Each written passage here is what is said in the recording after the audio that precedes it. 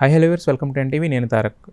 అంటే Gemini serials అనగానే మనకి అందరూ కుటుంబ పరంగా అందరూ కూర్చుని ఆహ్లాదంగా చూసే సీరియల్సే ఎక్కువగా ఉంటాయన్నమాట. సో అలాంటి కోవలకు చెందిందే ఈ రాధా అనే సీరియల్ కూడా.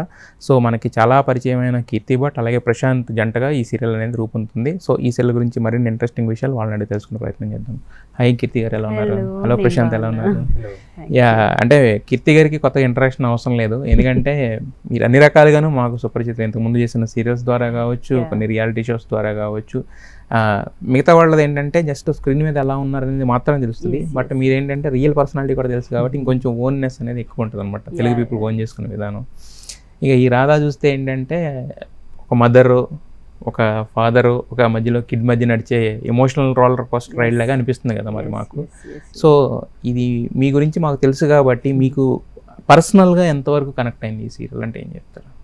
పర్సనల్ లైఫ్ అది నాకు అంటే ఫస్ట్ నాకు స్టోరీ చెప్పగానే ఒక లైన్తో చెప్తారు కదా మనకు స్టార్టింగ్, అప్పుడు డైరెక్ట్ అది కనెక్ట్ అయిపోయింది. బికాజ్ దానికి దీనికి ఏం తేడా లేదు. సో అన్ని రకాలుగా కూడా నా లైఫ్కి, పర్సనల్ లైఫ్కి చాలా ఓన్ అయిపోయింది అది. సో దట్ నాకు ఇంకా క్యారెక్టర్ ప్లే చేయడానికి అంతగా ఏం కష్టం రాదు. సో జీవించేసారు అనమాట. అయితే మీరు మామూలుగానే నటించమంటే జీవిస్తారు.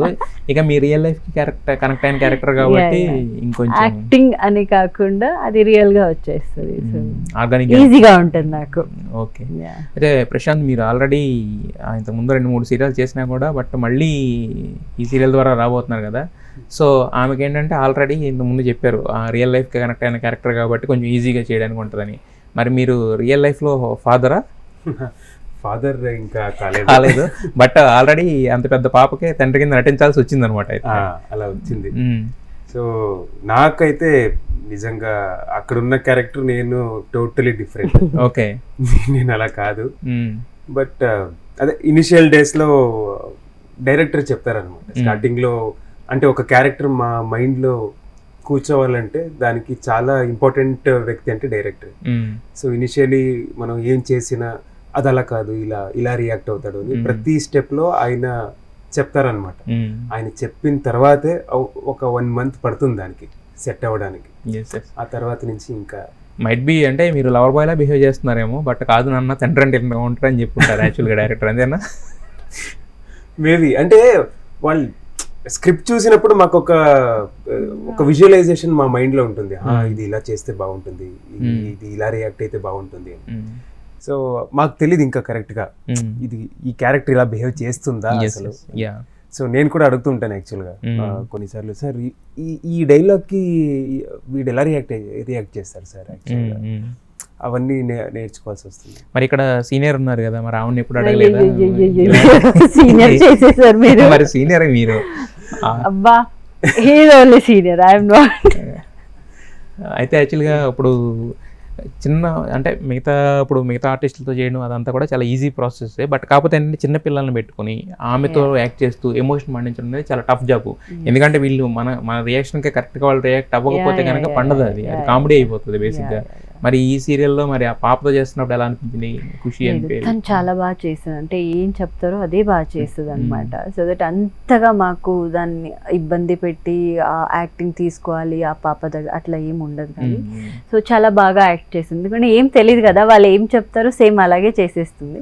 ఒక్కొక్కసారి తనకి టైర్డ్ అయి ఉంటుంది, అట్లాంటి టైంలో సేమ్ అట్లాంటి సీనే ఉంటాయి అనమాట. సో దానికి దీనికి మ్యాచ్ అయిపోతుంది. బట్ బాగా యాక్ట్ చేస్తుంది యాక్చువల్లీ. సో దట్ మాకు అంతగా ఏమనిపించదు. బట్ ఏమంటే ప్రతి ఒక్క ఆర్టిస్ట్ కూడా మనం ఇంకా నేర్చుకోవాలని ఉంటది కదా. సో అంతగా మాకు ఏదో మాకు వచ్చేసింది అలా కాకుండా ప్రతి ఒక్క సీన్ కొన్ని చేంజెస్ ఉంటాయి. సో ఏదో మాకు వచ్చేసింది అన్న కాకుండా ఇంకా నేర్చుకుంటూనే ఉన్నాను. ఏదో అంత ఈజీ అని కూడా కాదు, బికాజ్ నాట్ ఈజీ థింగ్, ఏదైనా అంతే, నాట్ ఓన్లీ యాక్టింగ్ ఫీల్డ్, ఏదైనా అంతే. సో దట్ కొంచెం అర్థం చేసుకోవాలి. ఈజీగా వచ్చింది ఎక్కువ కాలం కూడా ఉండదు, ఇట్స్ కమ్ అండ్ గో అలా ఉంటుంది. బట్ కష్టపడి తెచ్చుకున్నది ఏంటంటే it will be there for and every day మనం ఇంకా నేర్చుకుంటూనే ఉంటాము. ఇంకా వేరే వాళ్ళ కంపేర్ చేస్తే మేము ఏమీ లేవు అనిపిస్తుంది. సో దట్ అదే ఎవ్రీడే ఇస్ న్యూ ప్రాసెస్ అన్నట్టు. లెర్నింగ్ ప్రాసెస్ అనమాట యాక్చువల్గా. ఎగ్జాక్ట్లీ. అయితే ఇప్పుడు మీరు ప్రతి దగ్గర వచ్చిన ప్రతి సబ్జెక్టు ఓకే చేసేయం కదా, బట్ కొన్ని చెక్ పాయింట్స్ అని ఉంటాయి, కొన్ని మన ఆబ్జెక్టివ్స్ ఉంటాయి, ఇలాంటి సీరియల్ ఇలాంటి టైంలో ఇలాంటివి చేస్తే బెటర్గా అని చెప్పి. సో మరి ఈ సీరియల్ మీ దగ్గరికి వచ్చినప్పుడు యాక్సెప్ట్ చేయడానికి రీజన్ ఏంటి? అంటే దీంట్లో ఎమోషన్ ఉందనా, లేదంటే కీర్తి గారు ఉన్నారనా, లేదా ఎందుకు యాక్సెప్ట్ చేసి? నాకు యాక్చువల్గా కీర్తి గారు చేస్తున్నారని నాకు తెలీదు. సెట్కి వచ్చినప్పుడే తెలిసింది, లుక్ టెస్ట్ అన్ని వచ్చినప్పుడే. నేను అక్సెప్ట్ చేయడానికి కారణమే మన డైరెక్టర్ అండి. ఆయన ఫోన్ చేసి నాకు ఇలా నేను చేస్తున్నాను చేస్తావా అని ఒక మాట అన్నారు. నాకు ఆయన మీద ఉన్న అంత నమ్మకం. సో అదొక్క మాట ఆయన ఫోన్ చేశారు, నేను ఓకే అన్నాను. ఓకే అనేసారు. మరి కీర్తి గారు చేస్తున్నారని మీకు తెలియదు? ఫస్ట్ టైం లొకేషన్ లో నేను ఒకటి చెప్తాను, కన్నడలో తను మిలన అని ఒక సీరియల్ చేసినారు ఇంకొక ఛానల్ కి. సో అప్పుడు నాది ఇనిషియల్ స్టేజ్ అది, అప్పుడు నాకు అసలు ఏం తెలీదు.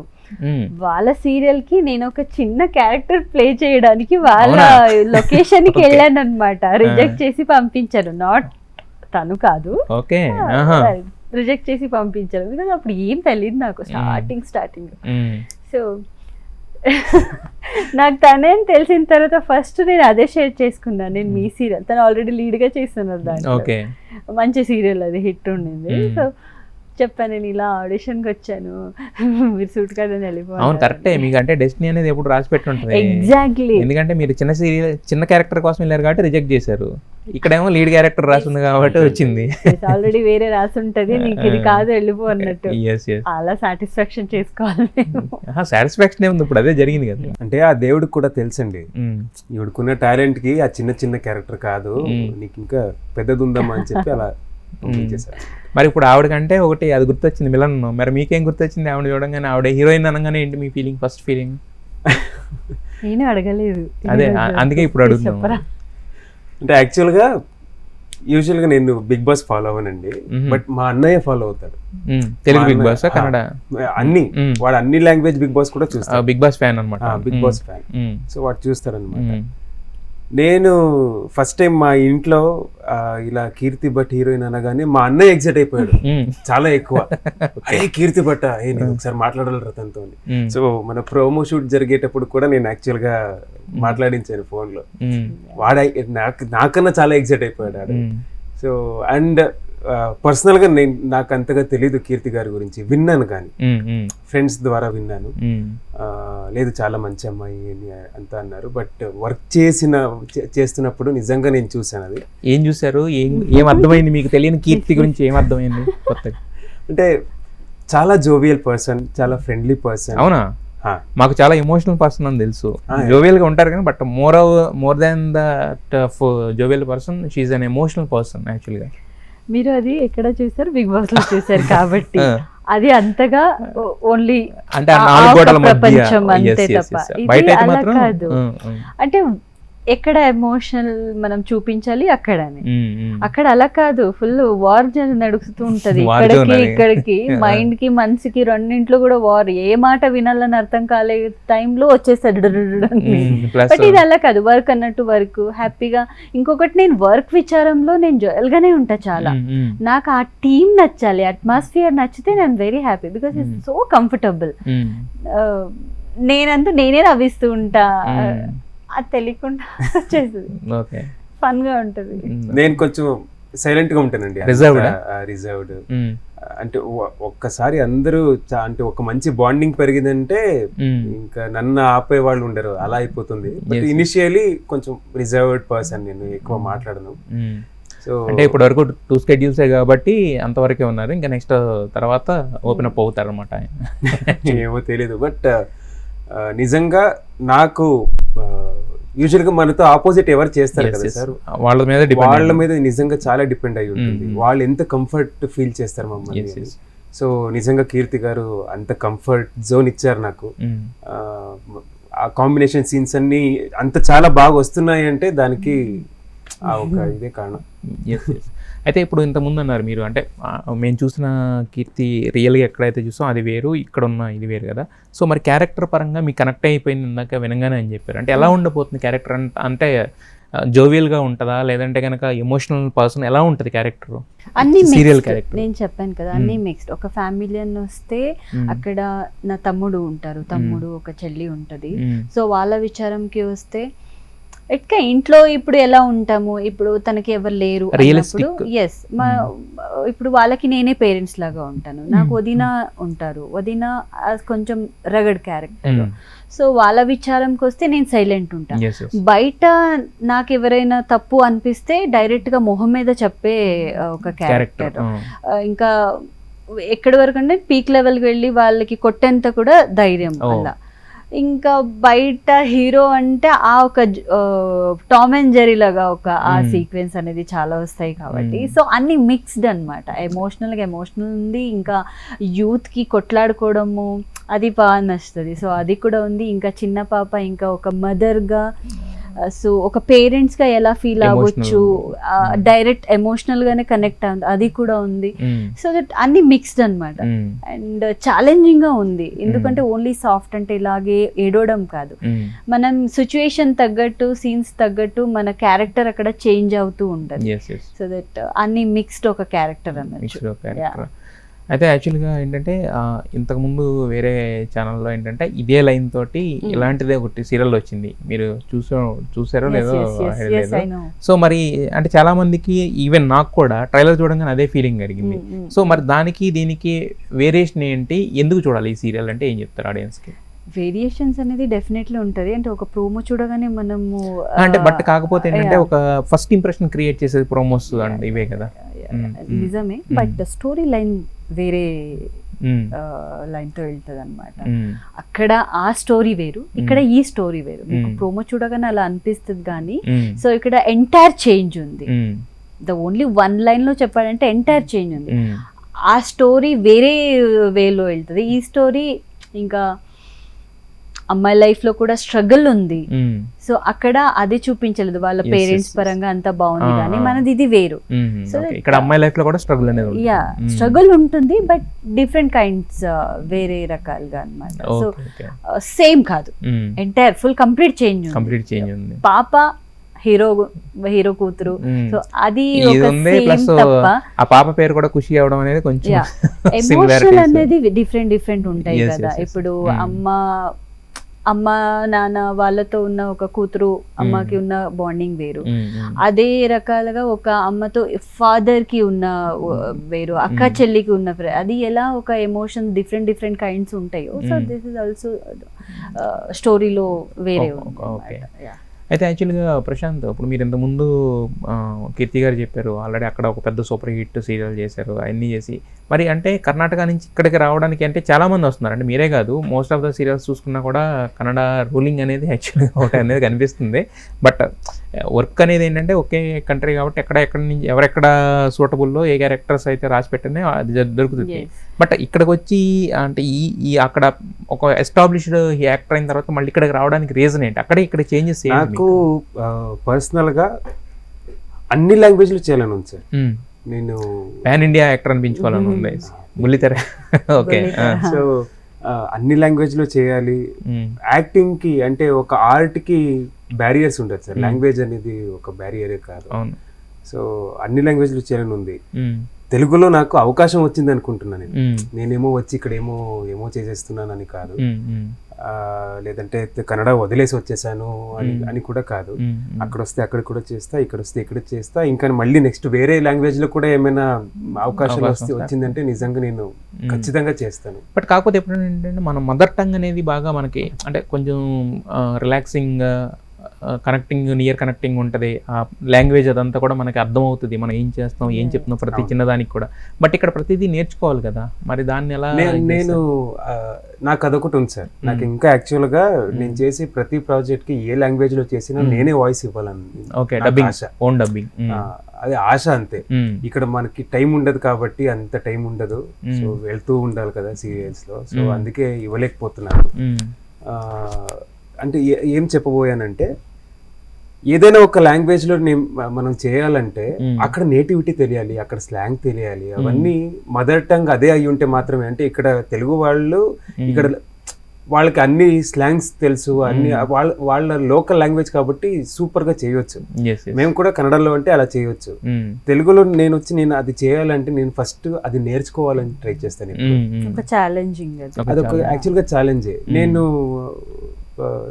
ఒక సెట్ లో ఉన్నప్పుడు కూడా కో ఆర్టిస్ట్ కావచ్చు, ఇలా మాట్లాడుతుంటే ఏదైనా కొత్త పదాలు ఏమైనా వినిపించిందంటే అదేంటండి అని అడుగుతా.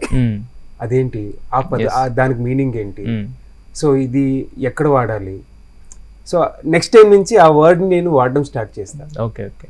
సో అలా చేసి కొంచెం నేర్చుకొని ఎందుకంటే నేర్చుకోవాలి సార్. ఇక్కడ వచ్చి ఈ తెలుగు భాష నాకు అన్నం పెడుతుందంటే దానికి కూడా నేను రెస్పెక్ట్ ఇవ్వాలి. యా. అయితే ఇప్పుడు ఆయన చెప్పిన అంటే దీని గురించి ఏదైతే చెప్పారో అదైతే బాగా ఇన్స్పైరింగ్ అనిపించింది, హార్ట్ టచింగ్ అనిపించింది. బట్ కాకపోతే ఏంటంటే సో మరి ఈ సీరియల్లో ఇంతకుముందు అన్నారు నాకు బాగా పర్సనల్గా కనెక్ట్ అయిందని, అలాంటి ఒక ఇది కూడా ఉంటుంది ఎందుకంటే స్ట్రగుల్స్ అవి కూడా ఉన్నాయన్నారు కదా, ఒక అలాంటి స్పిరిట్ కూడా ఒకటి వస్తుంది. అంటే విచ్ కైండ్ ఆఫ్ ఫైట్ అంటే ఎలా ఆపోజిట్ గా మమ్మల్ని ఎవరు మోసం చేయాలని చూస్తున్నారు, ఇంకా వేరే వాళ్ళకి ఏమి తెలియని వాళ్ళకి ఎవరు మోసం చేస్తున్నారు అని తెలిస్తే సో ఐ టుక్ స్టాండ్ అని నేను మాట్లాడగలను. సో ఎంతవరకు అందే అదే చెప్పాను కదా, కొట్టేసి అరే నేను ఇది అని. సో రియల్ లైఫ్ అదే, నేను ఎవరికి అంతగా మీకే తెలుసు అది ఆల్రెడీ. సో ఏది ఉన్నా కూడా ఓపెన్ గా చెప్పి ఫైట్ చేసి అది ఎంత పీక్ లెవెల్కి వెళ్ళినా కూడా నాకు నా ముందు ఇంకెవరు కనిపించారు కరెక్ట్ ఉంటే మాత్రం. ఇది కూడా అలాగే. So same. మరి మీ క్యారెక్టర్ ఎలా ఉండబోతుంది అంటే ఆవిడంటే చెప్పారు ఒక ఫైటర్ ఒక కైండ్ ఆఫ్ థింగ్ అని, మరి మీది ఎలా ఉండబోతుంది? నాది ఒక బిజినెస్ మ్యాన్ అండి, పెద్ద బిజినెస్ మ్యాన్, రిచ్ పర్సన్. ఇబ్బందులు ఏం లేవు? ఇబ్బంది ఉండదు అనుకుంటాడు, బట్ స్టార్ట్ అవుతుంది నెక్స్ట్. ఎవరి వల్ల? ఈవిడ వలన? పాప వల్ల స్టార్ట్ అవుతుంది. పాప వల్ల ఇంకా ఎక్స్ట్రా చెప్తే మొత్తం స్టోరీ చెప్పినట్టు అయిపోతుంది. సో అలా స్టార్ట్ అయ్యి ఇంకా నెక్స్ట్ ఎప్పుడైతే రాధా శ్యామ్ కలుస్తారో అక్కడి నుంచి చాలా బాగుంటుందండి. శ్యామ్ మీ క్యారెక్టర్ పేరు? నా క్యారెక్టర్ పేరు శ్యామ్. రాధే శ్యామ్ పెట్టినట్టయితే బాగుంది కదా, మరి రాధాని మొత్తం క్రెడిట్ అంతా ఈమెకే ఇచ్చేసారు. అడగలేదా మరి డైరెక్టర్ని? ఇంత అడిగిన డైరెక్టర్ నాది అడగలేదా మీరు? కొన్ని పేరు ఆల్రెడీ రిజిస్టర్స్ అవుతుంది ఉంటాయి కదా, అదే శ్యామ్ అదే అంటున్నా, అదే శ్యామ్ అని అంటే మాత్రం వేరే ఆన్సర్ చెప్పేవాళ్ళు. ఇప్పుడు అలా ఎందుకు పెట్టారు, రాధే శ్యామ్ అని పెట్టాలి కానీ ఓన్లీ శ్యామ్ అని ఎందుకు పెట్టారు అనేవాళ్ళు. ఆవిడ పేరు మీద ఉండేసరికి పర్వాలేదండి, ఉంచండి బానే ఉంది, ఇది కంఫర్ట్ గా కావాలి. అలా ఏం లేదు. Actually Radheshyam is very beautiful name, దానికి ఒక ఫ్యాన్ పేజే ఉంది, ఒక బ్రాండ్ అది. అవునవును. సో బానే ఉండేది, బట్ కొన్ని టెక్నికల్ దానికన్నా కూడా రాధా అనేది ఏంటంటే సోలో ఉంటది కాబట్టి ఇంకా బాగుంటది. నార్మల్ గా నన్ను ఓల్డ్ జూనియర్ రాధా అని పిలుస్తారు అనమాట. ఓకే, అవునులే ఉన్నారు అంటే ఫేస్ ఫీచర్స్ ఉన్నాయి కానీ కాకపోతే ఏంటంటే మీరు ఆరాధ గారికి మీకు ఉన్న తేడా అయితే ఒకటే, అందరికి తెలిసిందే. కొంచెం చబ్బీగా ఉంటారు, మీరేమో ఇదిగా ఉంటారు. బట్ నాకు అర్థం కాని విషయం ఏంటంటే ఇలాగే మెయింటైన్ చేయాలంటే తినకుండా ఉండాలా, లేకపోతే తిని అన్న వాకింగ్ చేయాలా, లేకపోతే ఏం చేయాలి, ఏం చేస్తే ఇలా ఉండొచ్చు అని చెప్పండి. జిమ్ చేయాలి. మీరు జిమ్ చేస్తారా? ఇంకా నార్మల్ డయట్ అవన్నీ ఇంకా పర్టికులర్ గా ఒక ఇంకొకరిని పెట్టి ఒక అదే తినాలి అది అంతా ఏం లేదు, ఎందుకంటే ఆ కుదరదు, మా సీరియల్లో కుదరదు అవన్నీ. నార్మల్ డయట్, స్వీట్ తగ్గించడము, ఇంత తిన్న దాంట్లో ఇంతే తినడము. సో అలా నేను తింటా, మీరు తింటారా?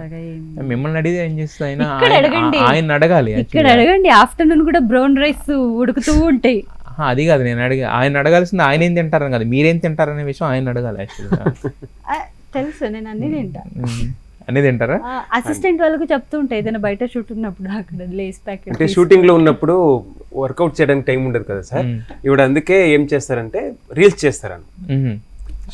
అదే పెద్ద వర్కౌట్ అనమాట. అయితే అదే వర్కౌట్.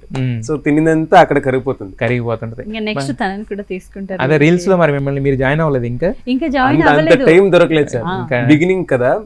సో మీకు ఎక్కువ వర్క్ ఉంటుంది ఇద్దరికి ఈక్వల్ గా. యాక్చువల్ గా నాకన్నా ఆవిడకి చాలా ఎక్కువ వర్క్ ఉంది. ఇక్కడ కూడా ఆవిడ ఎప్పుడు కూడా ఒక యాక్టివిటీలు ఉండదు, 2-3 యాక్టివిటీలు ఉన్నారు. ఒక పక్కన మాట్లాడుతున్నారు, ఒక పక్కన ఆడుకుంటున్నారు. సో కాబట్టి ఆటోమేటిక్ గా తిన్నదంతా కూడా అలా కరుగుతూ ఉంటది యాక్చువల్గా.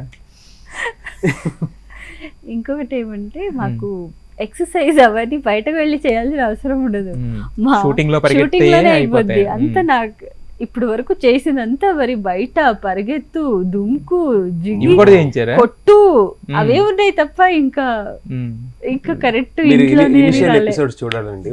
ఓపెనింగే ఈవిడ పరిగెత్తుడే. అయ్యయ్యో మేము అవుట్డోర్ కి వెళ్ళాం షూట్ చేయడానికి, బిగినింగ్ ఎపిసోడ్స్ Okay. ఏర్కాడ్కి వెళ్ళాం. అక్కడ సరే హీరోయిన్ ఒక షాట్ ఉందండి అని చెప్పి వెళ్ళారు. నేను వెయిట్ చేస్తున్నాను, ఒక షాట్ అన్నారు, ఏంటి ఇంతసేపు అయింది రాలేదు అని చూస్తే చాలా ఒక 2 hours పరిగెడతానే ఉన్నా అంతే. కొండెక్కు దిగు, రోడ్ లో పరిగెత్తు, అక్కడ ఫారెస్ట్ లో పరిగెత్తు. ఇది అది వచ్చిన తర్వాత డెంగ్యూ ఫీవర్, డెంగ్యూ ఫీవరా? కంప్లీట్ ఫుల్ ఎక్దమ్ తొందరగా వెళ్ళాలి, ఎర్లీ మార్నింగ్ ఆ ఫాగ్ అవన్నీ కావాలి అని తొందరగా వెళ్ళే వాళ్ళము. అండ్ కొండలే గాలి ఇంకా ఎక్కడ ఏరియా షూట్ చేశారు? ఏర్కాడ్. ఓకే. సో అదే అది అక్కడనే అయిపోద్ది మా మొత్తం వాకింగ్. రాగానే డెంగ్యూ స్టార్ట్ అనమాట. అయితే యాక్చువల్గా ఈ సీరియల్లో ఏంటంటే ఒక మెచ్యూర్డ్ గర్ల్ కింద కనిపించబోతున్నారు, అంటే ఒక మదర్ కింద, అంటే because of the daughter you enter inter relationship అనేది మాకు అర్థం అవుతుంది చూసిన తర్వాత, అంతేనా? ఇంకా మాకు అవన్నీ అది కూడా లీక్ చేయకూడదు, సీరియల్ స్టోరీ కూడా లీక్ చేయకూడదు అంటారు. జాయల్ గా ఉంటా, ఒక ఎమోషన్ అని వచ్చినప్పుడు కనెక్ట్ కనెక్ట్ అవుతారు. మొత్తానికి అయితే మీరు ఇంతకుముందు చెప్పినట్టే, ఇంతకుముందు వరకు నేను కూడా ఆ టీజర్ చూడంగానే వేరే సీరియల్ ఆల్రెడీ అయింది కదా అనుకున్నాను, బట్ అది కాదని మీరు చెప్తున్నారు. బట్ ఈ సీరియల్ కూడా ఖచ్చితంగా ఇద్దరికి మంచి పేరు తీసుకురావాలని, మెగా హిట్ అవ్వాలని మా స్ఫూర్తి కోరుకుంటున్నాం. Wish all the best to both. Thank you so much. ఎస్ వీక్షకుడికి నేను చెప్తున్నాను, మీ జమినీలో ఈ నెల 30th మీ రాధగా మీ ముందుకు వస్తున్నాను. డిఫరెంట్ క్యారెక్టర్లో మీ ముందుకు వస్తున్నాను, మీ ఇంటికి వస్తున్నాను. సో రాధా శ్యామ్ని మీరు అందరూ చూడాలి. రాధా పేరు సీరియల్ నేమ్ 8:30 జమినీలో ఈ 30th టెలికాస్ట్ అయిపోతుంది. సో బిఫోర్ వరకు మాకు ఏం లవ్ సపోర్ట్ ఇచ్చారు, సో ఇప్పుడు కూడా మాకు అదే లవ్ సపోర్ట్ కావాలి అని మేమిద్దరూ మనస్ఫూర్తిగా కోరుకుంటున్నాను. Please don't miss to watch. Thank you. Your words to the audience అంటే ఏం చెప్తారు? నేను కూడా అంతే. ఇంతకుముందు జెమినీలోనే చదరంగం చేశాను, దాంట్లో బ్రహ్మన్న నాయుడుగా మీ ముందుకు వచ్చాను. మీరు అప్పుడు ఎంత బ్లెస్ చేశారో ఇప్పుడు కూడా అంతే బ్లెస్ చేసి ఈ సీరియల్ని గెలిపించాలని కోరుకుంటున్నాను. సో అదే ఈ 30th రాత్రి 8:30కి వస్తుంది, మిస్ చేయకుండా చూడాలి. మీరెంత క్యూట్గా చెప్పిన తర్వాత ఆడియన్స్ మాత్రం ఎందుకు మిస్ చేస్తారు? ఖచ్చితంగా మిస్ చేయకుండా చూస్తారు. సో ఇది రాధా టీమ్తో special chit chat. Stay tune.